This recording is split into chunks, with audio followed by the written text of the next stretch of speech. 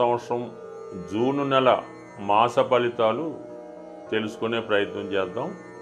మరి ముందుగా ఈ నెల ప్రారంభంలో ఉన్నటువంటి గ్రహస్థితి పరిశీలించినప్పుడు మరి కుంభరాశి అందే రాహుగ్రహం ఫ్రెష్గా మే 18నే రావడం జరిగింది. సుమారు 1.5 సంవత్సర కాలం పాటు రాహు కుంభరాశి అందే సంచారం జరుగుతుంది.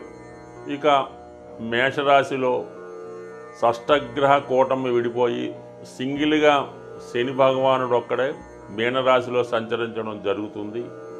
ఇంకా 2.5 సంవత్సరాల పాటు అదే రాశిలో అటు ఇటుగా వక్రించినప్పటికీ అదే రాశిలో సంచరించడం జరుగుతూ ఉంటుంది. మరి మేషరాశిలో శుక్రుడు, వృషభ రాశిలో రవి బుధ గ్రహాలు, మిథున రాశిలో మరి కొత్తగా మారినటువంటి మే 15 నుంచి అదే రాశిలో సంవత్సరం పాటు గురుగ్రహ సంచారం మిథున రాశిలో. ఇక కర్కాటక రాశిలో ఈ నెల ప్రారంభంలో కుజుడు జూన్ 6వ తారీఖు వరకు సంచరిస్తూ జూన్ 6 తర్వాత సింహరాశిలోకి ప్రవేశించడం జరుగుతుంది.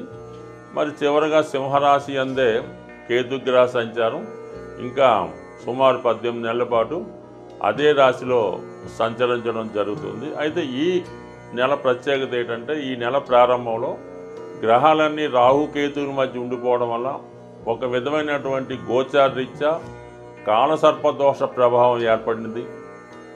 అలాగే వృషభ రాశిలో రవి బుధుల సంచారంతో బుధాదిత్య యోగం ఏర్పడింది. కర్కాటక రాశిలో కుజ చంద్రుల ప్రభావంతో చంద్రమంగళ యోగం ఏర్పడడం జరిగింది. ఈ 3 యోగాలు కూడా ఎంతో కొంత వివిధ రాశుల వారి మీద ఎక్కువ ప్రభావాన్ని చూపడం జరుగుతుంది. కుంభరాశి వారికి జూన్ నెల 2025వ సంవత్సరం మాస ఫలితాలు తెలుసుకుందాం. మరి కుంభరాశి వారికి ఇప్పుడు జరిగిన మార్పు ఏంటంటే రాశి అందే రాశ్యాధిపతి రాహువు యొక్క ప్రవేశం. ఇది చాలా వరకు ఈ రాశి వారికి ఒక విధమైనటువంటి ధైర్యాన్ని ఇవ్వడం జరుగుతూ ఉంటుంది. అంటే అది నిజాయితీ అయినటువంటి ధైర్యం కాదు, ఒక మాయ ఒక ముసుగు లాంటి ధైర్యం ఏర్పడుతుంది అన్నమాట. అంటే ఎలా ఉంటుందంటే వాడి దగ్గర ఒక 100 రూపాయలు ఉన్నా లేకపోయినా ఒక 10 లక్షల రూపాయలు కారు కొనడానికి షోరూమ్కి వెళ్తాడు. అక్కడ ఏదో కొన్నట్టే బేరమాడి దాన్ని కొన్నంత బిల్డప్ చేయడం జరుగుతూ ఉంటుంది. ఈ విధంగా వాడిని హైప్ చేసుకొని తనను తాను గొప్పగా చూపించాలనే ప్రజెంటేషన్ జరుగుతూ ఉంటుంది. ప్రతి విషయాన్ని కూడా విమర్శిస్తూ ఉంటాడు. ఏదో కార్ల కంపెనీకి వెళ్తాడు, ఆ కంపెనీకి వెళ్ళి పలానా కంపెనీ చాలా మంచిదండి, ఇది పెద్దగా మనకు ఉపయోగం లేదు, ఈ మధ్యన అందరూ కొంటున్నారని కొన్నాం తప్ప నాకు యాక్చువల్గా ఈ బెంజ్ గారే తీసుకోవాలి అన్నట్టుగా అక్కడ బిల్డప్ ఇస్తూ ఉంటాడు. అంటే ఎదుటి వాడిని తక్కువ అంచనా వేయడం, తనను తాను గొప్పగా చూపించుకోవడం జరుగుతూ ఉంటుంది. అయితే స్థాయికి మించినటువంటి ప్రయత్నాలు చేస్తుంటాడు. అలాగే తన స్థాయికి మించి బేరం ఆడటం జరుగుతూ ఉంటుంది. ఎవడైనా నమ్మితే మాత్రం వాడిని ఏదో విధంగా మాయ చేసే ప్రయత్నం చేస్తూ ఉంటాడు, మోసం చేసే ప్రయత్నం చేస్తూ ఉంటాడు అన్నమాట. కొంతవరకు ఇప్పుడున్నటువంటి రూల్స్కి ఎగ్నెస్ట్గా ప్రయత్నం చేస్తూ ఉంటాడు అన్నమాట.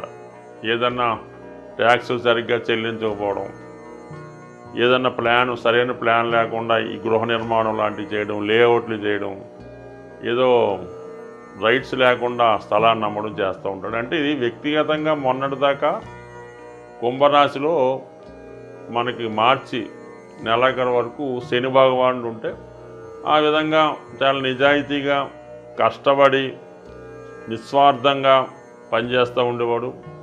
ఎవరికి ఎటువంటి అపకారం చేయడం, ఉన్నదాన్ని కొంతవరకు త్యాగం చేస్తూ ఉండేవాడు. అది అప్పుడు స్థితి. ఇప్పుడు రాహు రావడంతో తన స్థితి పూర్తిగా మారిపోయింది.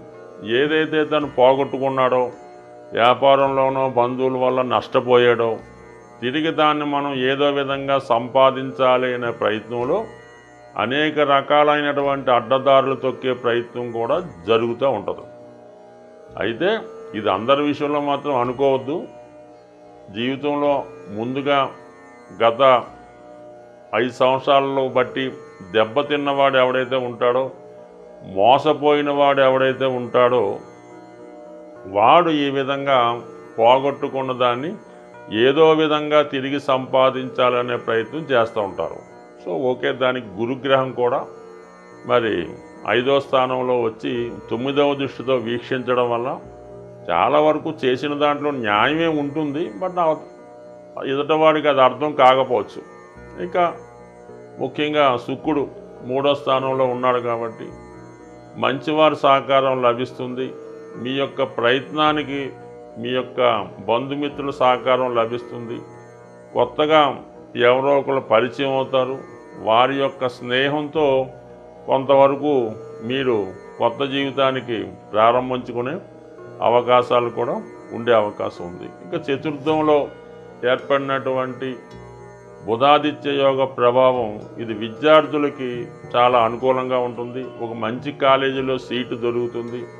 విద్యలో ఎటువంటి ఆటంకం రాకుండా ఆర్థికపరమైన సహకారం కూడా అంత ఉంటుంది. ఇంకా కొంతమంది ఏంటంటే కొత్తగా ఇల్లు అది కొనుక్కొని దాంట్లోకి మారడానికి కూడా అవకాశం ఉంటుంది.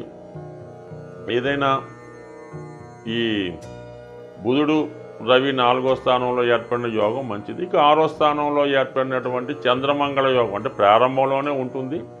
కుజుడు కూడా ఇంచుమించుగా జూన్ 6 వరకు ఉండడం వల్ల చాలా వరకు కోర్టు సమస్యలు ఉన్నా, ఆర్థిక లావాదేవీలు ఉన్నా, అన్నదమ్ములతో బంధువులతో మదర్తో విభేదాలు ఉన్నా అవి చాలా వరకు పరిష్కారం అవుతాయి. పోగొట్టుకున్నది ఏదైనా ఉంటే తిరిగి సంపాదించుకుంటారు. ఏదైనా ఇబ్బందుల నుంచి బయటపడడం జరుగుతుంది. ఇక జూన్ 6 తర్వాత కుజుడు సప్తమంలోకి రావడం వల్ల చాలా వరకు మరి భూమికి సంబంధించిన వ్యవహారాలు కలిసి వచ్చినప్పుడు కూడా వివాహ ప్రయత్నాలు వాయిదా పడుతుంటాయి. భార్యాభర్తల మధ్య విభేదాలు వస్తుంటాయి.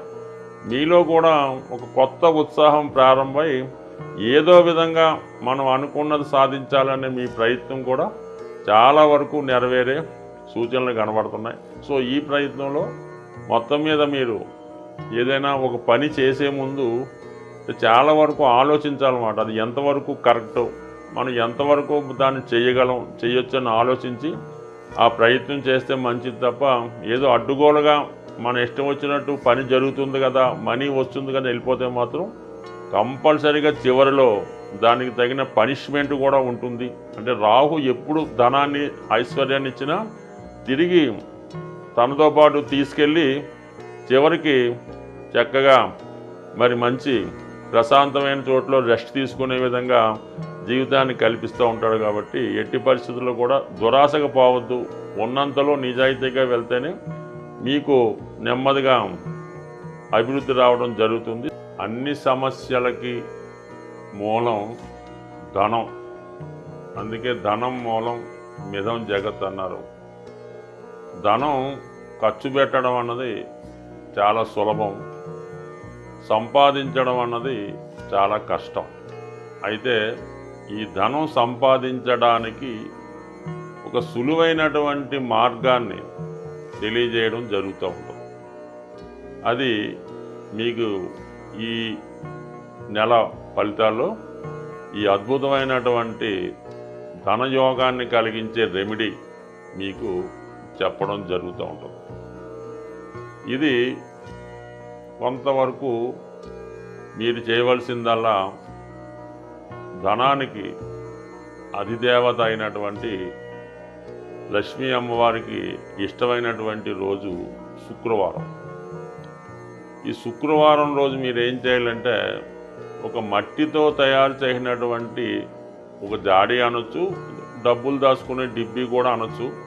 పూర్వకాలం మట్టితోనే తయారు చేస్తూ ఉండేవి ధనం దాచుకునేవి. అందుకని ఈరోజు కూడా పాత ఇళ్ళై పడగొట్టినప్పుడు తవ్వినప్పుడు దొరుకుతూ ఉంటాయి కొంతమందికి.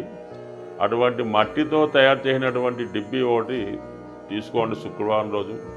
దాన్ని శుభ్రంగా మంచినీళ్ళతో శుభ్రం కడిగేసి పసుపుతో దాన్ని రాసి ఒక మూల పెట్టుకొని ప్రతి శుక్రవారం కూడా 6వ సంఖ్య వచ్చేలాగా ధనం అందులో వేయాలి.